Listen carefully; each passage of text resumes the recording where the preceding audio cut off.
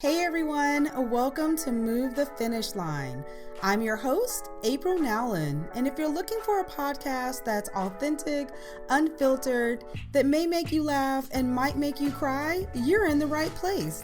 Get ready for an exciting ride with me and my guest as we share stories of resilience, restoration, and winning at life from everyday women. My goal is to encourage you to break through the barriers that are stopping you from chasing your purpose. All right, let's get ready to move the finish line.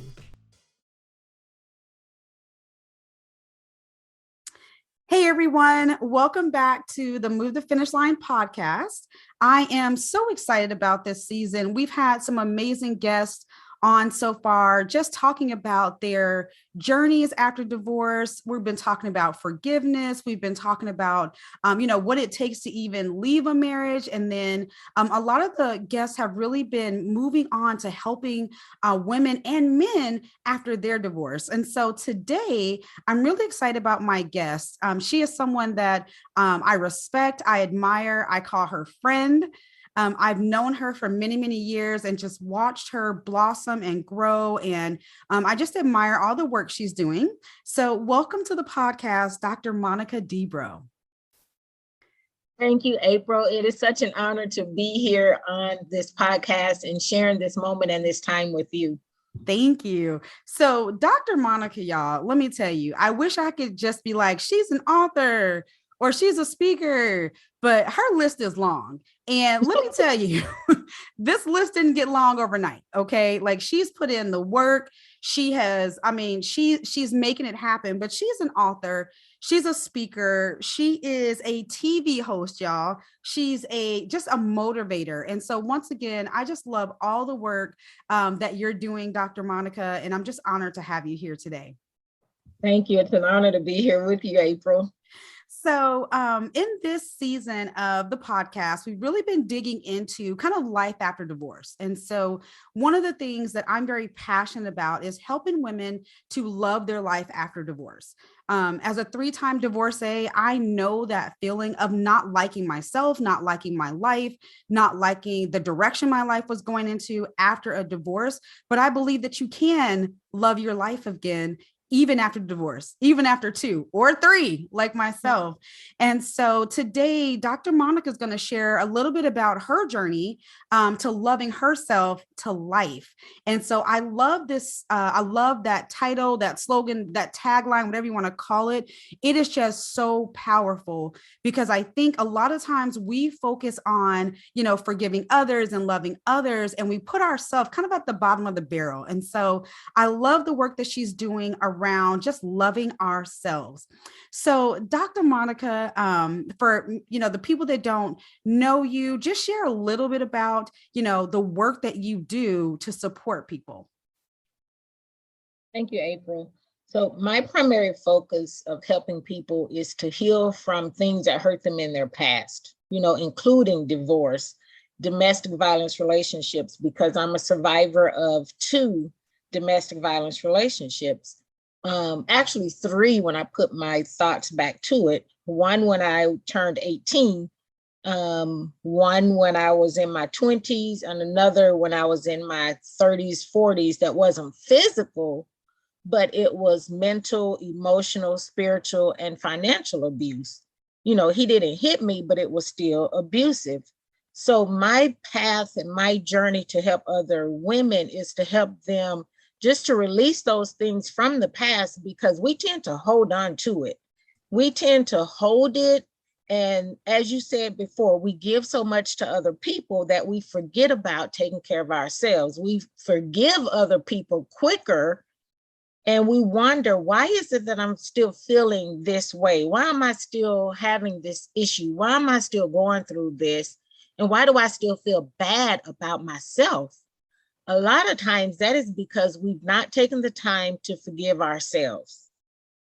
We forgive the other person, but we still hold ourselves hostage to things that have happened. We still hold ourselves in a pit and in hurt because we don't feel like we're deserving of it. Well, we're absolutely deserving of forgiving ourselves, of healing, going through that process of the healing journey. So my focus is to help women shift from that dark spot, that dark place they're in, because I've been there, to living their lives fully. And as you've already said, to loving themselves to life. I've almost been loved to death. Yeah. It's not a good feeling. You know, when you say, I love you to death, I hear, I'm going to love you to your grave, because I've been there. I've been shot at. I've been stabbed. I've been beaten brutally. But when you tell me I love you to life, that lets me know you're going to pray for me. You're going to hold me accountable. You're not going to let me slide on things that you know I shouldn't be doing. And you're not going to let me keep going down this funnel of self-destructive behavior when you love me to life. So that's my path, my journey is just, you know, let's let go of the past. Let's live in our present and look so much forward to our future. Yeah. Oh, that's so good. You know, I love the way you explain love you to life, because we hear all the time, I love you to death, but what does that really mean? Right. Mm-hmm. And so as someone who's experienced that, I'm glad that you're now sharing the opposite side of that message. So you said something in there that I'm very familiar with, but it's a cycle, right? So you said you were in 3 abusive relationships. And just to be clear, like she said, abuse is not always someone hitting you or physical. Abuse can be mental, it can be emotional, like say it can be financial, but it's still abuse. And so what was kind of your aha moment or season that you realized, okay, this is a pattern and something's got to change? I would love to say that aha moment came in my early years, but April, I was in my 40s when that aha moment finally came of, this is not a healthy way to be in a relationship. And in that journey of, so my first book, Broken Believer No More, that came about because of exactly what the title says, broken believer.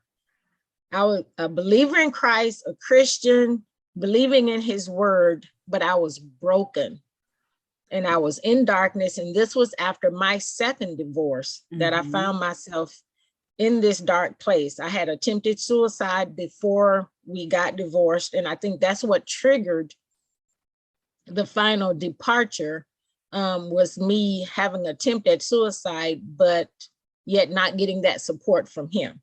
Wow. So I was in my 40s when that light bulb finally came on to say, you know, you really need to just focus on healing, being single, enjoying your life in your single moments. And that's when I took my first international solo vacation. Yes. Remember, I was at church on Christmas Eve, and I posted a picture in London, literally on Christmas Day, and people from church were like, I just saw you at church. How are you in London less than 12, right? So that's when I really started coming out of that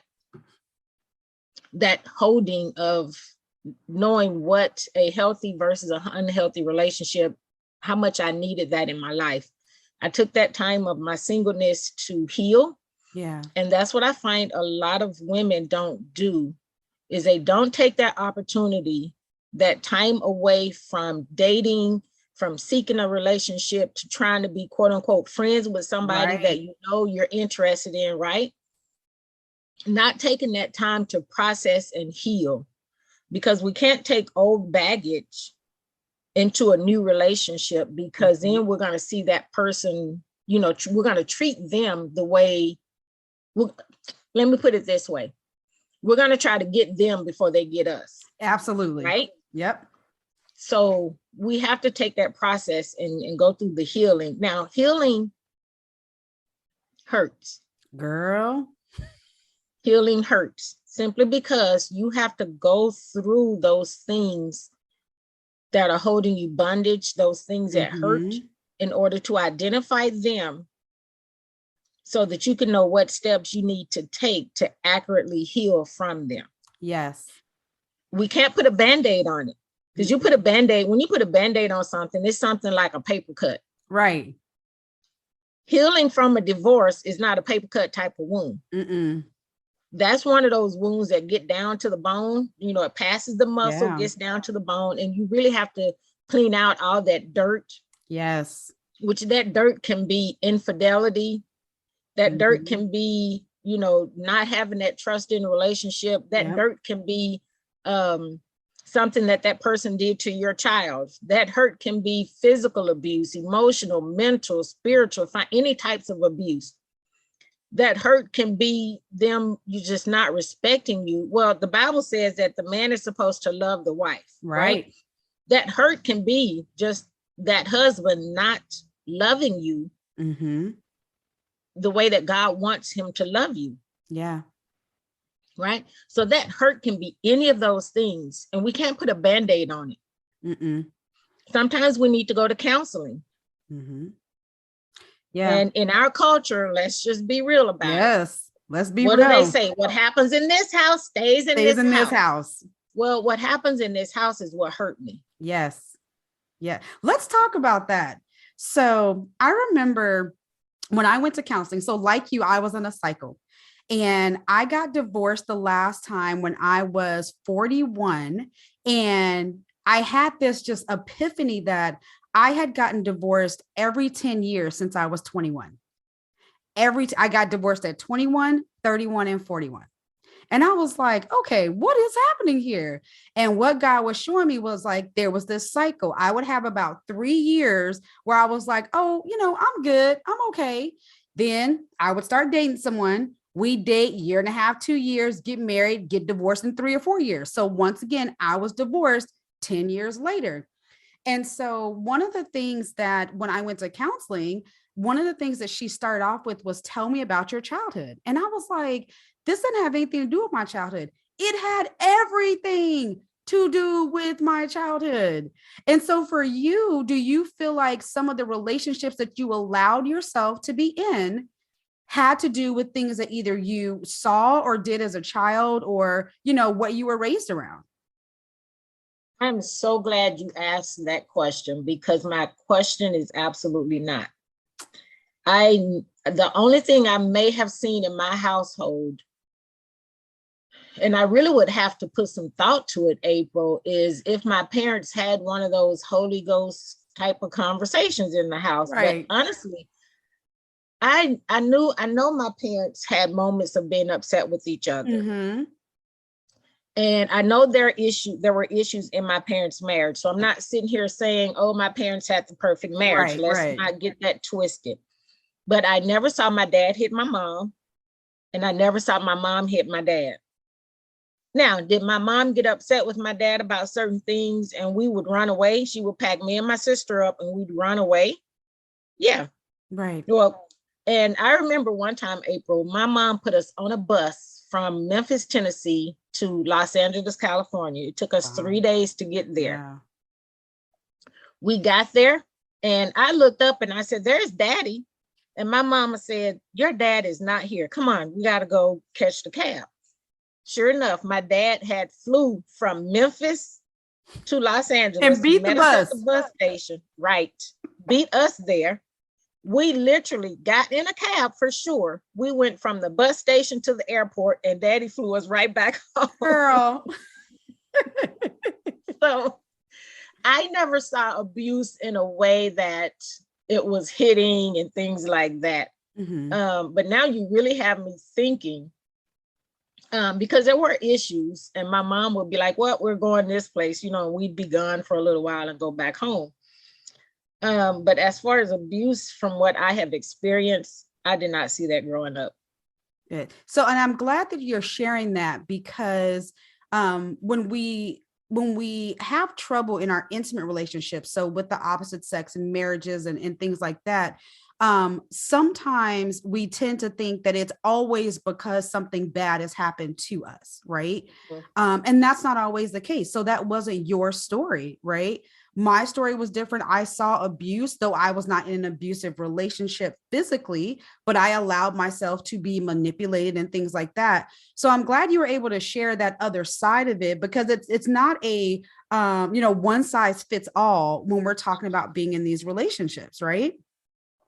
And then something else that you talked about the hurt, about healing hurting. So when I was writing my book, God gave me this vision of a forest. And so imagine a forest with all these trees in it. And what God was showing me was each experience that we have. So it's a relationship with our parents or our friends or the opposite sex or whatever. It's almost like this tree is planted, right? And as we all know, trees have roots. And those roots can go far and wide. And what he was showing me was when you have a tree that's damaged, if you don't pull up the roots, if you don't get to the root, right? Yeah, that's it. And so that's what was happening was that after every divorce, I think once I went to counseling and, I did a little bit here and there because then I started to feel good and I thought I was okay. And so I was cutting the branches off the tree. And at one point I kind of cut the tree down a little bit, but it was the roots that were there. And so for you, like you said, being in your 40s and when I was in my 40s, when it was just kind of like, wait a minute, this goes deeper than what I thought it did. And it was affecting everything else in my life, right? So for you, now you've got this aha moment, which may have been one moment or a series of, and you said, you know what, something's got to change. What did those next steps look like for you? Those next steps for me, literally, I had a room dedicated in my home as a prayer room. It was a significant dedicated room where I prayed, I studied. Now I prayed all over my house, right. But I prayed, I studied, and it was one of those rooms where I felt God sensed that it was me on holy ground, right? Okay. So I wouldn't wear shoes in the room, and it was a known rule in my home. If you go in that room, you don't wear shoes. So I had to literally be focused in my quiet time with God. I wrote out scriptures on scripture cards so that when I felt that things were getting too heavy, I do have a history of depression. I had the history of the one suicide attempt. So the devil knows how to play on your minds and thoughts. Absolutely. So I would write out those scripture cards so that when my thoughts were so heavy and dark, I could just read those cards as comfort, and I would read them out loud to let the devil know that I'm fighting against you right now. That's so good. So that was the one thing. I had to sit in my quiet time with God for purposeful healing, not just that surface level healing. I had to sit for purposeful healing. And then I began to date myself. Yes. I began to take myself on dates, and these weren't just last minute, spur of the moment dates. April, you know me. Yes. These were dates where I literally made reservations. Mm-hmm. I put on my dress as if I was going to an evening production. Mm-hmm. Whether it was, my red dress, my silver dress with the sparkles, whatever the dress was, right? Put on my heels, hair, makeup done, and was taking myself on a very luxurious date for the evening. That is so good. They weren't all luxurious. I would plan dates with myself to go to concerts. Mm-hmm. So I'd buy a concert ticket, take myself. Yep. I started buying myself flowers. I was single. I enjoy flowers. Wasn't going to wait until I met someone because, I'm in my healing season and I'm not really trying to meet anyone anyway. So I started buying myself flowers. So when I come home from work, my bouquet of flowers is sitting there to greet me. I love it.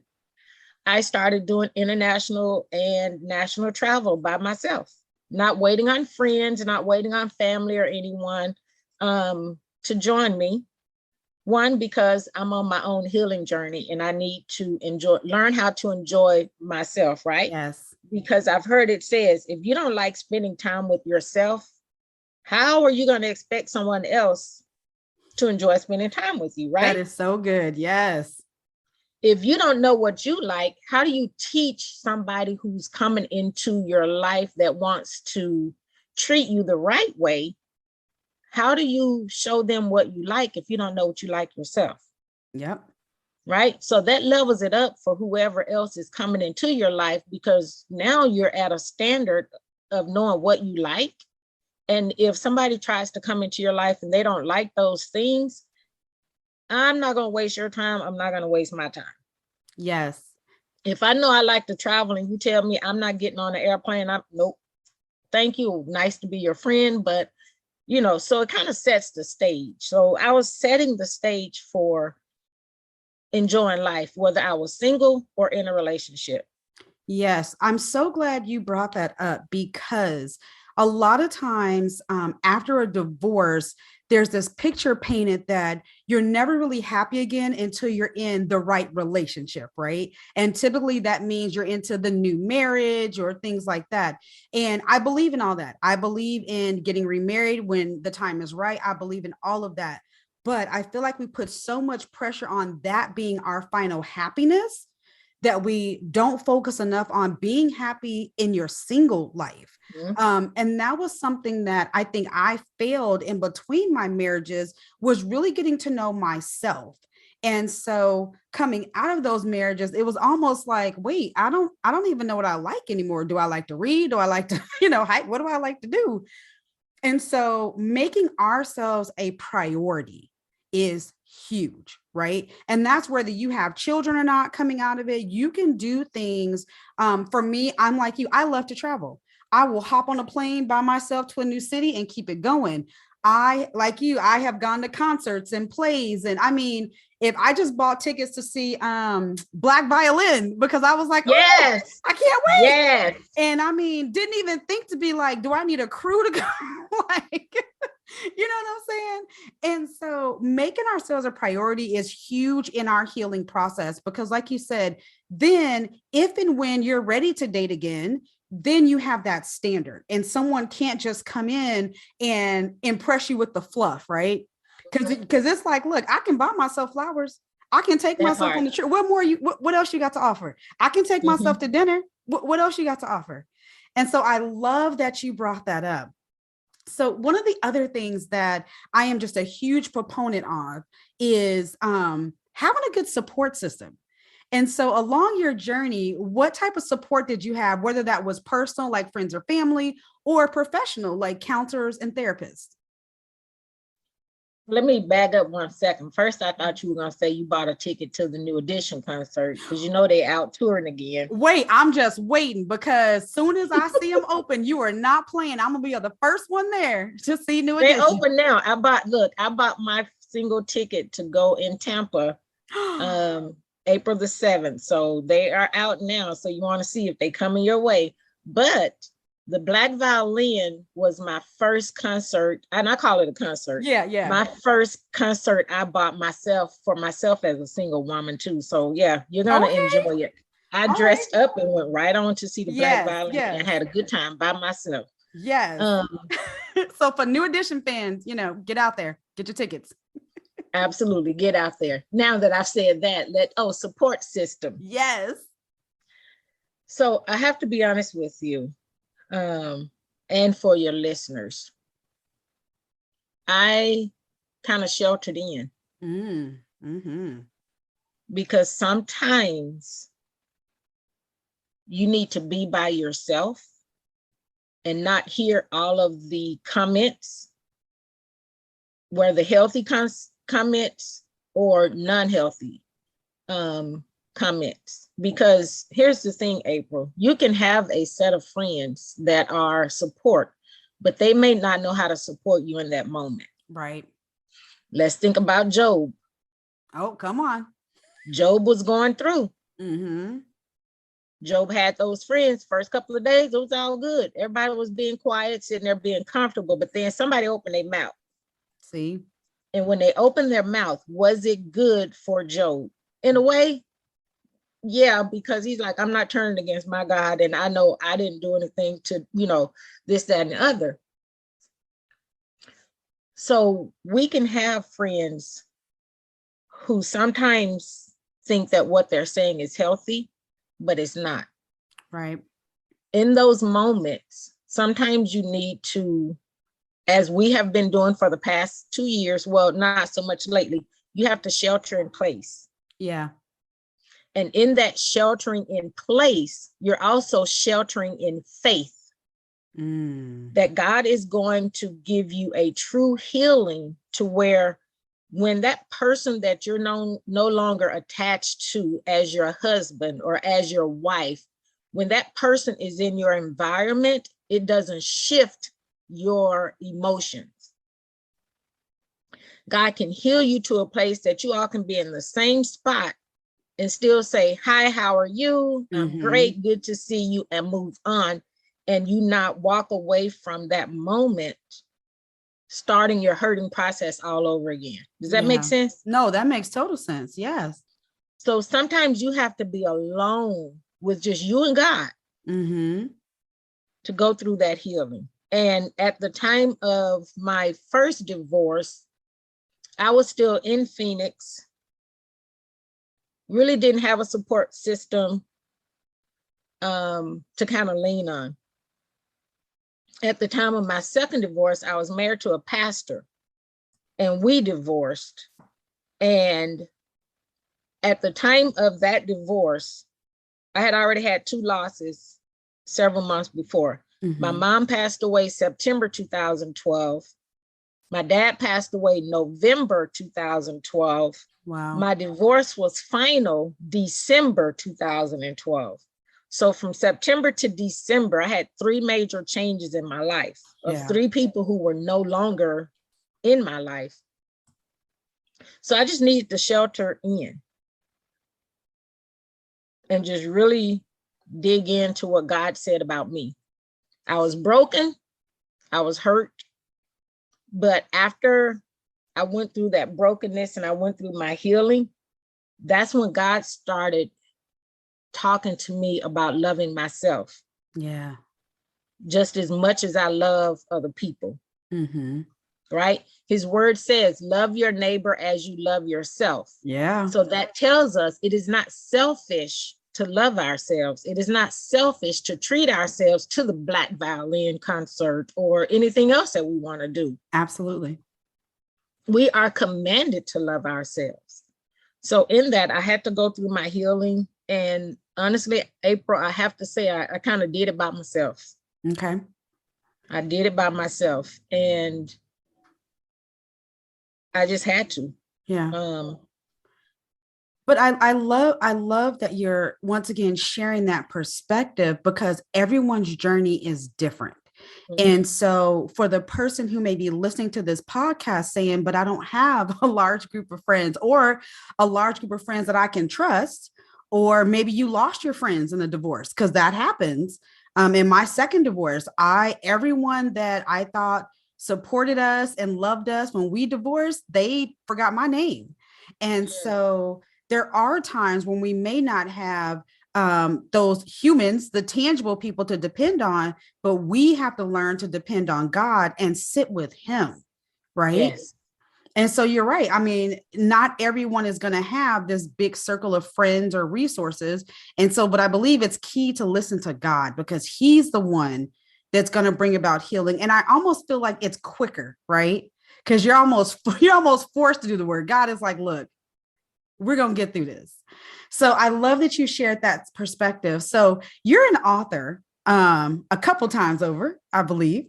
And so now you've gone through, you're on this healing journey, and you're now about to write this book. So what started that that portion of your life of, you know what, I'm going to write this book and tell people, what God has been sharing with me? The hurt, the pain, that's what started the book. It started as me just sitting and crying on one of the ex-church members' couch and just boohoo and crying and saying, I should just write a book called Broken Believer. It was just a thought. I got up from there, went on about my business, shed whatever extra tears I was shedding. And it wasn't until probably a couple of months later, when I actually started healing, that God said no more. And I was like, what do you mean no more? He said, you're a broken believer, no more.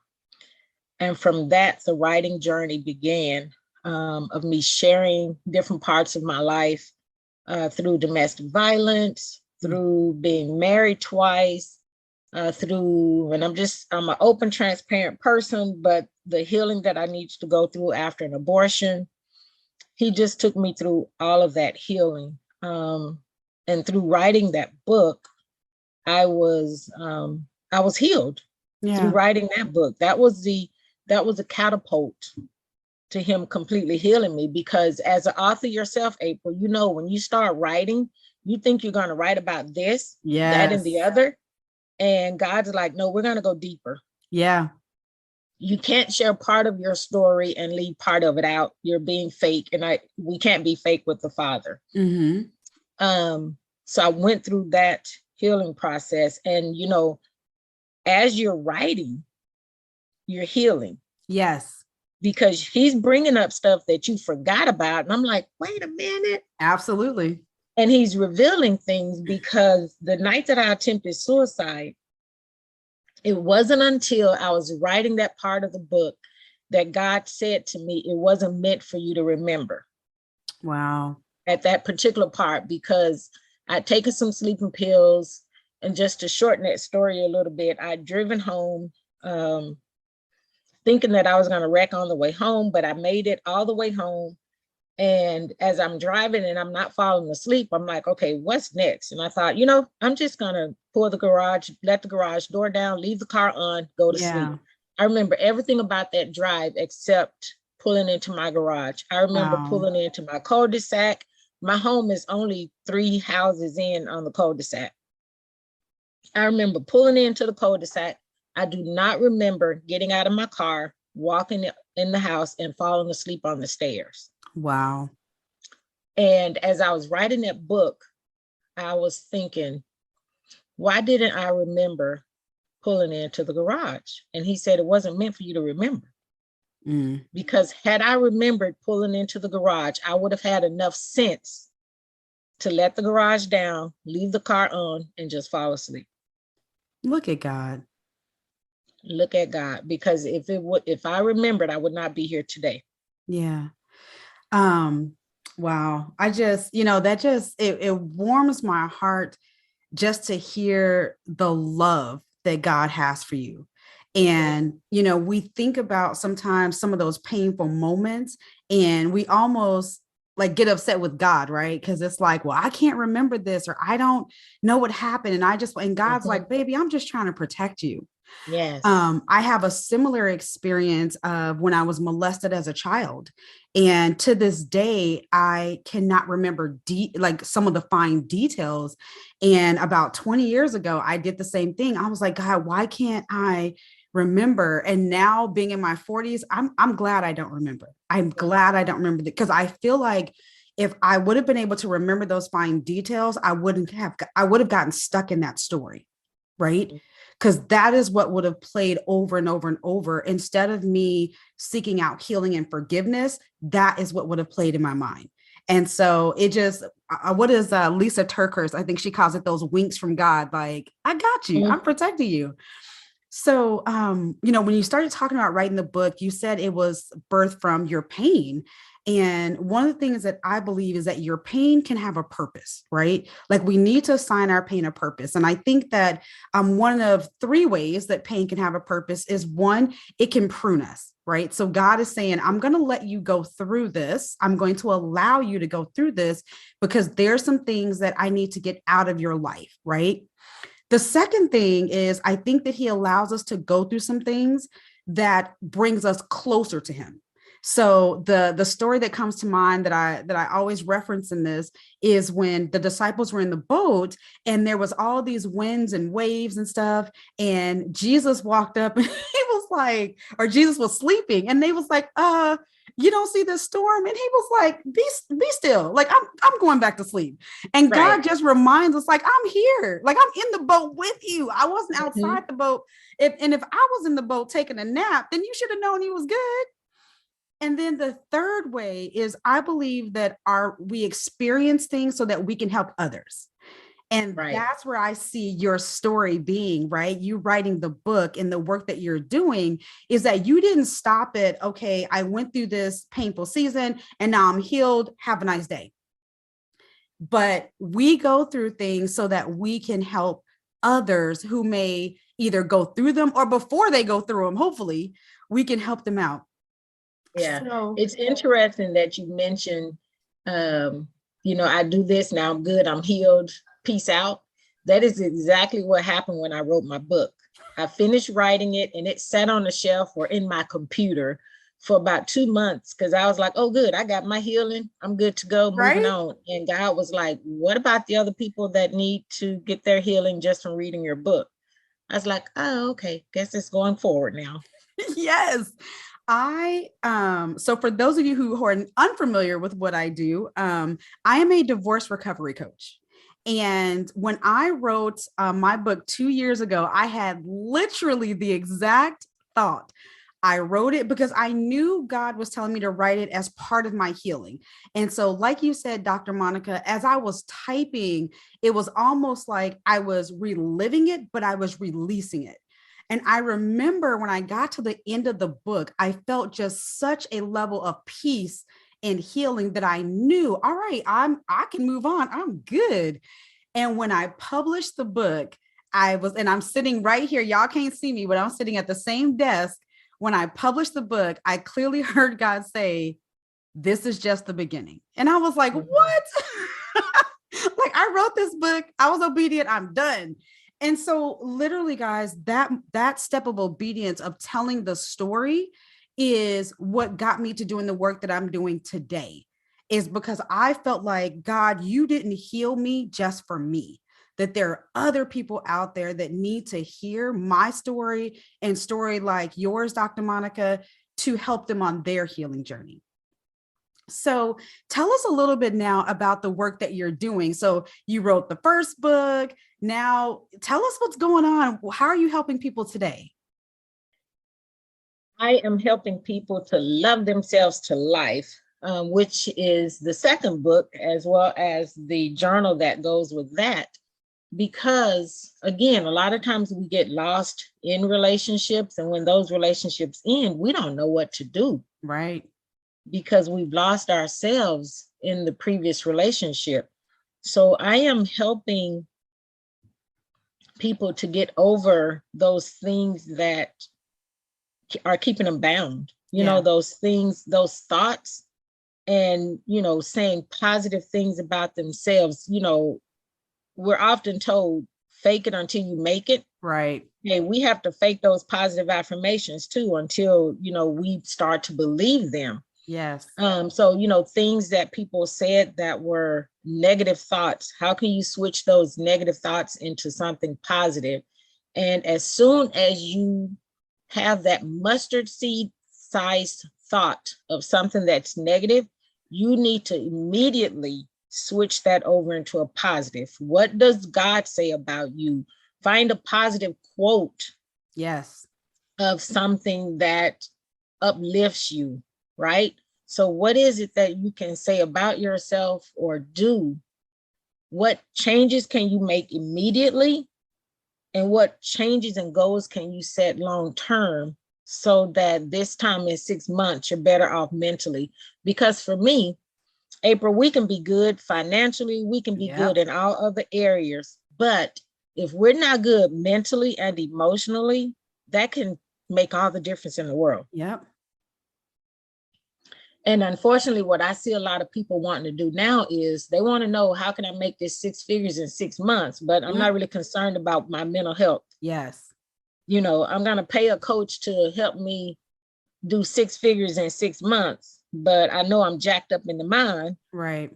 and my thoughts are not healthy toward myself or my family or anybody else. But for me, we got to be mentally healthy in Mm-hmm. order to handle the things that are going to come when you make that 6 figures in 6 months. Yes. There's something that I've heard time and time again that, God will never take you where your character, your mental state cannot keep you. Right. Mm-hmm. And so many times we invest in those outward things, like you said, the financial things, and then we end up losing them or we mismanage them because internally we're still jacked up. Right. And so that's why I love the work that you're doing, is because you're helping us to heal from the inside out. And that healing, I believe, starts with loving yourself. On my journey, there was a season when I did not love myself because I felt like I was unlovable. And, I had been through all these relationships and who's going to want me now. And, all those thoughts, all those lies that we feed ourselves. And one of the things that I started doing was I would write scriptures or affirmations on my bathroom mirror in erase marker, whiteboard marker. And so that way I was forced to look at them every time I went to the bathroom, every time I got dressed. And some days I'd just be like, ugh. And then some days I'd be like, you know what? I believe this now. Right. And so I think that's another thing just to share with everyone is that your journey can take time. Like you said, it's not always that 6-figure in 6 months. It's not always healing in 30 days. It is a journey. It can take time. So give yourself some grace. If you're walking that journey right now, give yourself some time. Someone told me just recently that, we feel like a lot of times we want to be a certain place in life at a certain time, but to God, time is like the snap of your finger, right? So you got time to heal, but do the work to obtain your healing before you put yourself out there. So Dr. Monica, I have thoroughly enjoyed talking to you. I always do, y'all. Like I said, when I see her post her little videos, I see her pictures where she's traveling all over, and I'll be like, yes, just keep inspiring me. I got 4 years till my daughter is grown, and let me tell you, I'm about to be not hitting them streets. I'm about to be hitting them planes. When she's gone. I love it. I'm gonna hit them planes even more. But Dr. Monica, it has just been a blessing to have you on the podcast today. And so before we go, let us know, first of all, where can people connect with you? So they've heard your story. They may want to get the book or just, follow what you're doing. Where can they connect with you? Thank you, April. It has been such an honor to be on your podcast today. Thank you so much for having me. Listeners can connect with me at my website, www.loveyourselftolife.co, LinkedIn, Dr. Monica L. Debro, Facebook, Monica Debro, and Instagram is also at Monica Debro. They can catch my television show, Love Yourself to Life, on the Believe in Your Dreams television network on Sundays at 7 p.m. Awesome. Look, I told y'all in the beginning, she is doing big things with her life, and she ain't waiting on the next relationship to do them. She got a relationship with herself, which I love.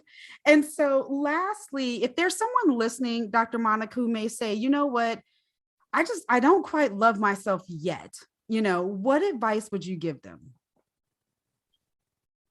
You are very worthy to be loved. You are loved by the Father. You are loved by many others, but I want you to identify what is it about you that you don't love and how can you change that? If you want a healthy relationship with others, you have to first start with a healthy relationship with yourself.